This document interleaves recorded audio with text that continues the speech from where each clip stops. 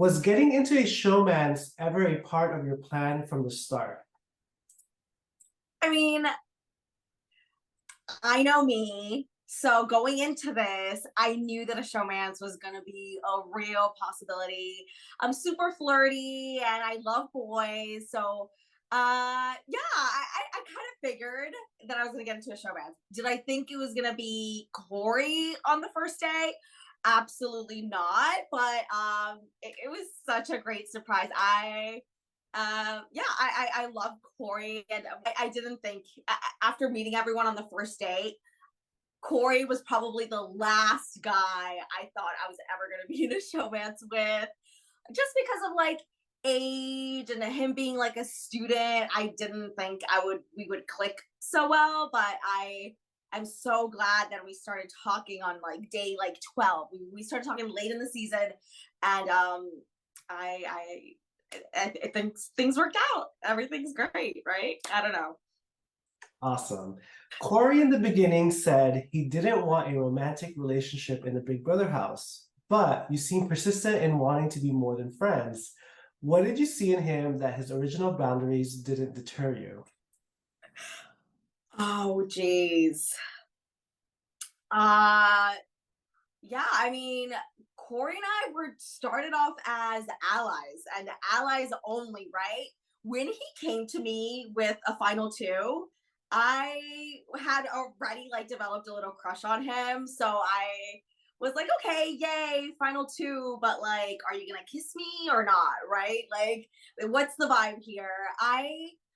We just clicked so well, and I love talking to him in a house full of just like annoying, obnoxious people. He was like the one person that I like didn't feel like overwhelmed with. I could just sit with him, and it was actually relaxing. I didn't feel I didn't feel the pressure of the game and all of these different factors, right?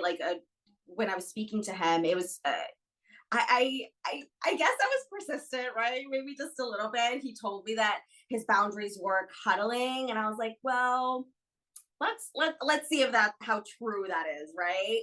I it's just something about him. I don't know. You got to meet Corey. He's literally the funniest guy I have ever met, and I in a house full of like really funny people, him being the funniest is like a big deal. I He's so funny, he's so witty, he's so intelligent, and I just knew that I had to get to know him more, and I wanted more. I don't know.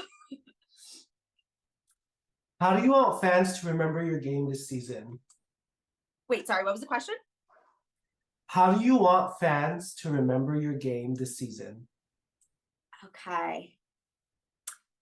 I want fans to remember my game this season as, I don't know, hopefully not just someone that was being carried to the end. I know how annoying that is to watch when someone's just like, especially when someone's not winning competitions, they're just going with the flow of things, or floating around and going to whoever's in power. I'm really hoping that's not what the fans saw or perceived. I really was trying at the beginning to lay low. I know how this game works, and I know that creating alliances and like making all these big game moves at the beginning can cause you to have a big target on your back. And I really wanted to make it beyond the first few weeks. So yeah, I try to be as strategic as I could be with what I have, with what I had, right? So like at the beginning I was trying to lay low, and then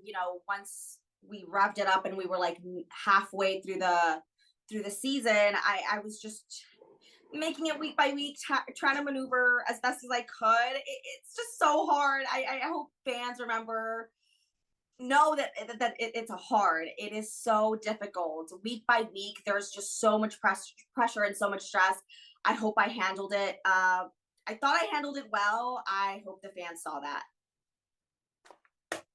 Please explain to us what was happening in the house in the moments before your eviction. Oh my God, complete chaos right before my eviction. Everything was happening so fast. I had just been on the block next to Blue. So that felt like a whirlwind of emotions, right?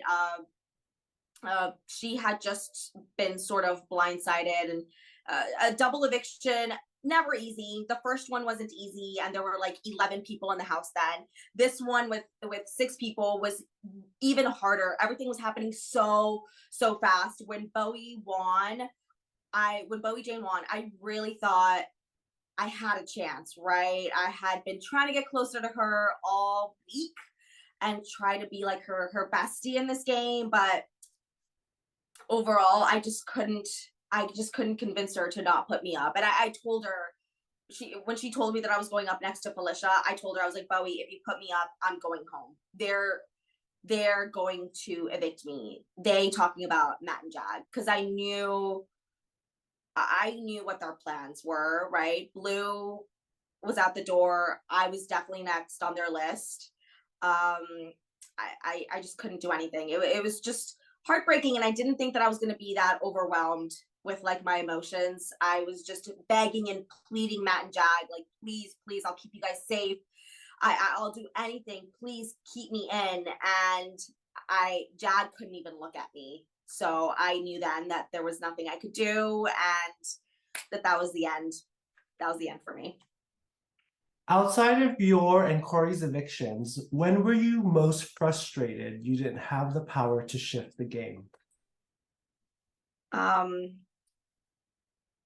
Definitely so I was definitely, after me and Corey's blindside, definitely the most frustrated last night during my eviction. I'm looking at Bowie and I'm telling her, like, Bowie, do not put me up. I am gonna go home. They told me they want me to go home. Like, or I heard that I'm next on the list. I'm next to go home. Like, do not do this.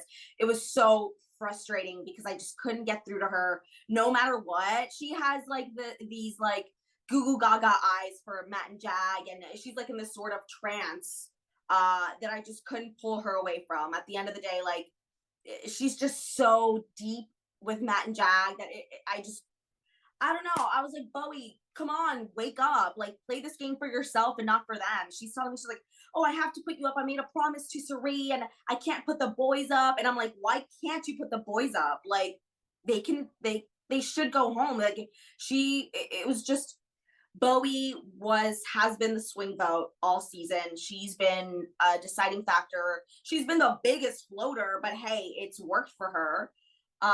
It was just so frustrating that I wasn't able to get her on my side.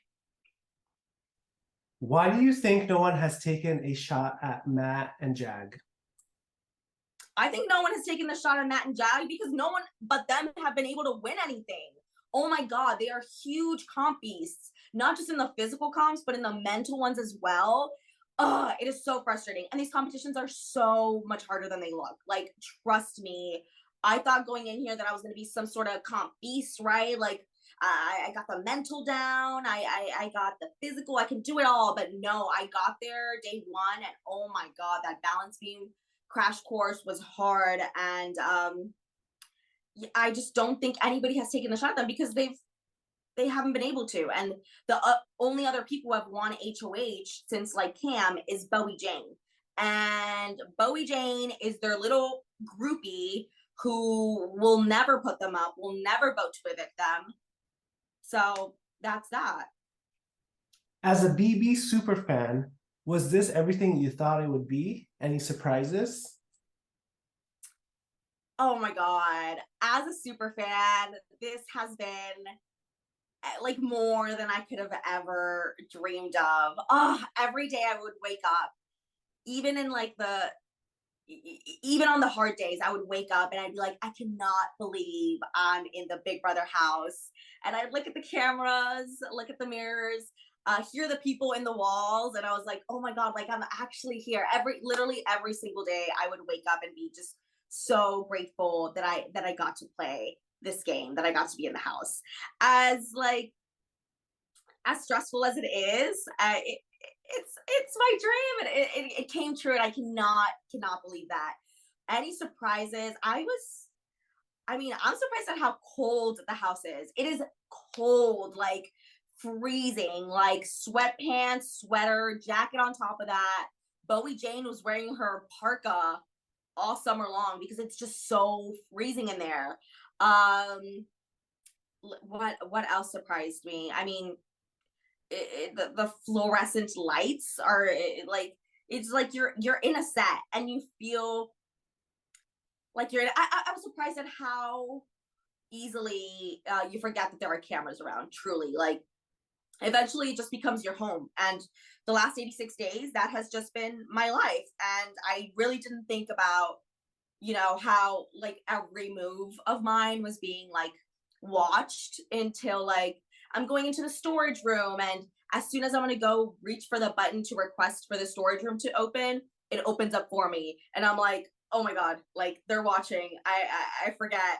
um but it's been such an incredible experience. I can't believe that this happened to me. It literally feels so surreal to be back in like real life and be able to control like my own light switch is weird. Looking in the mirror and knowing that there's no camera behind it is so weird and trippy right now, but it was great. I loved it. It was an amazing experience. How would you have played the game had you not met Corey? What Had I not met Corey, this game would have been 100 times harder. Corey was my rock in the game. Like, he, again, I was surrounded by so much chaos and stress. Corey was the person that I could actually like sit down and just talk to, and talk non-game to, and just relax and be myself and not feel like I'm being like manipulated or lied to or being talked to just for the sake of, game purposes. So if he wouldn't have been there, oh my god, it would have been so much harder. But I definitely would have done it. I would have done my best. I'm so glad that Corey was there though, uh, to help me out, to help each other out. I hope that I was able to help him in this game as well, just as he helped me. How much of Jag and Matt's success in the game do you credit to their competition wins versus strategy? Well, first off, let's start off with Jag wouldn't even be in the game if it weren't for Matt's path to power win, right? So Jag was a huge target from the beginning for really no reason, for winning Cockadoodle Zoom, I guess. But Jag was a target from the start. He wouldn't have made it this far without Matt's path to power win. I think Matt and Jag are still in the game, a little bit of both. But I mean, at this point in the game, it's so late in the game, competition wins are everything. And they have just been dominating veto after veto. Jag, I think, has like 7 wins, 2 HOHs, 5 vetoes. That is insane. Matt has now 3 vetoes. They're comp beasts. And I mean, they've played it really well, and they made the right move evicting Corey last week, evicting me this week, because we were definitely going to come after them the second we got the chance. It's been a bit of both, but they're doing great. They're great players. I guess I'll admit. Do you think Bowie Jane will regret nominating you? Bowie Jane will regret nominating me if Matt and Jag tell her to regret nominating me. She's their little puppy dog fangirl. She doesn't have any thoughts of her own. I am really salty about my eviction, obviously, still, but like, I mean, she'll see when they turn their back on her and get her evicted that they aren't who they say they are, and they're not loyal to her in the way that she thinks. I don't know. She'll see, because at the end of the day, I do think that Matt and Jag have a final 4 with Cirie and Felicia. I mean, it would be the smartest thing to do, right? For them to pair up with the other duo, who I'm sure in their eyes are weak competitors, and they can take on in the final 4. So I'm sure that Bowie Jane is the next one on their list. We'll see what happens.